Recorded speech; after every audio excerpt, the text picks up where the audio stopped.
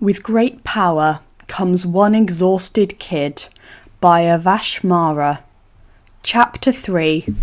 Peter hit the ground hard, pain flaring up his side as he barely managed to roll with the impact. His ears were ringing, his vision blurred at the edges.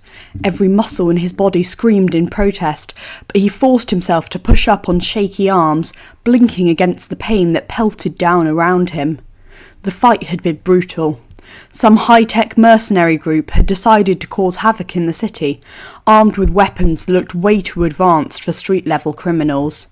Peter had barely had time to breathe between dodging energy blasts, taking down reinforced exosuits, and trying not to get crushed under collapsing scaffolding. He'd won, obviously, but it had taken everything he had. And now, standing in the aftermath, bruised and exhausted, he knew he had a bigger problem. He was late. A flicker of panic cut through his haze in his mind. He forced himself upright, wincing at the sharp pull in his ribs. Training at the compound was non-negotiable. He'd already skipped one session this week, and Tony had made it clear he was watching Peter like a hawk. If he didn't show up again... No, not an option.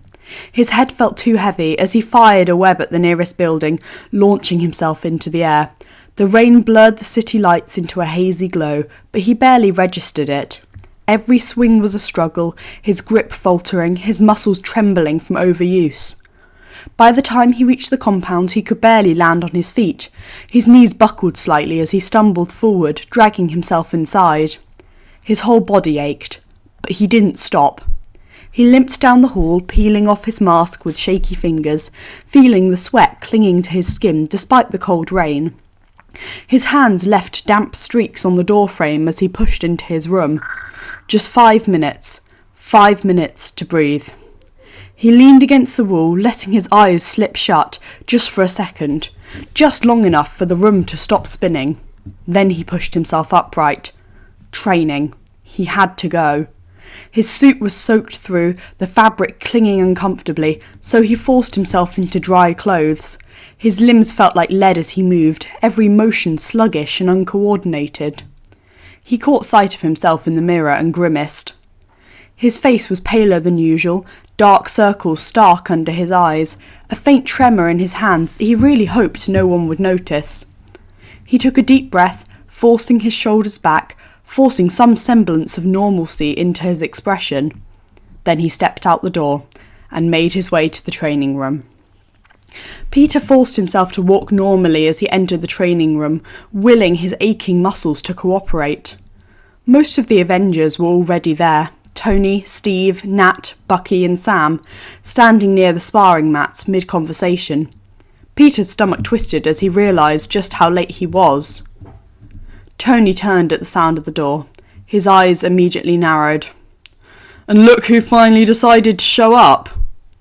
Peter swallowed. "Sorry, got caught up in something." His voice was hoarse, his throat dry. Tony gave him a once-over, and Peter knew he saw everything. His damp hair, the way he was slightly favouring his left side, the tension in his posture. But instead of commenting, Tony just exhaled sharply. "Fine, you're here now. Let's get started." Peter nodded, relief flickering through him. He just had to get through this. He could rest later. Steve stepped forward, taking control of the session. "We're working on endurance drills today. Everyone pair up." Peter felt his stomach drop. He barely had the energy to stand, let alone to spar. But he couldn't back out, not when he'd already given Tony enough reasons to be suspicious. Nat gestured for Peter to pair with her. His muscles screamed in protest, but he moved onto the mat, fists raised. The first few rounds weren't too bad, at least not outwardly. He dodged, countered, kept up with Nat's attacks. But every motion was sluggish. His reactions were slower than they should have been. His vision swam every time he moved too fast. He was messing up. He could feel it. Nat must have noticed too, because she suddenly hesitated mid-strike, giving him an opening. One she never would have given him normally. A test. Peter gritted his teeth and forced himself to counter, throwing a punch that barely had any strength behind it. Nat easily blocked it. Her expression shifted. Not pity, but concern. That was somehow worse. His heart pounded against his ribs, too fast, too loud. His skin felt clammy, his breath shallow. His legs trembled under him. He just had to hold out a little longer. Just a little... The room lurched. Peter barely registered the way the world tilted violently beneath him before his knees buckled. His body hit the mat hard. Somewhere in the background, he heard someone say his name. Then everything faded. For a split second, no one moved.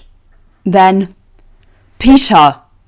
Tony was already moving before he could think about it, crossing the distance between them in a heartbeat. Peter was sprawled on the mat, his body unnaturally still, his breathing too shallow. Nat was kneeling beside him in an instant, pressing 2 fingers to his neck. "His pulse is weak," she said, her voice tense. "Kid, come on," Tony muttered, shaking Peter's shoulder. No response.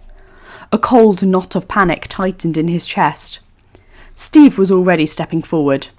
"We need to get him to medical." Tony didn't need to be told twice. He shoved his arms under Peter, lifting him effortlessly. The kid barely weighed anything. Too light.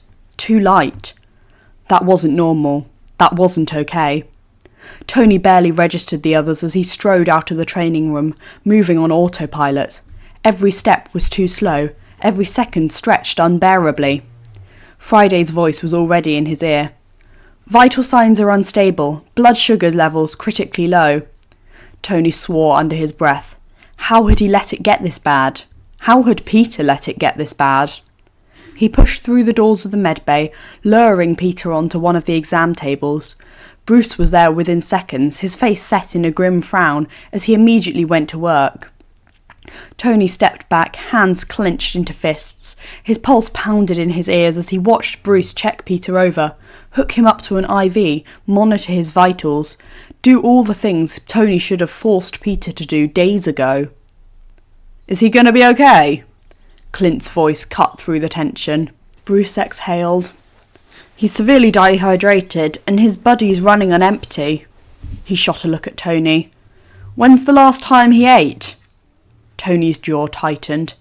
He knew this was coming, knew what the answer was. "I don't know," he admitted. Silence.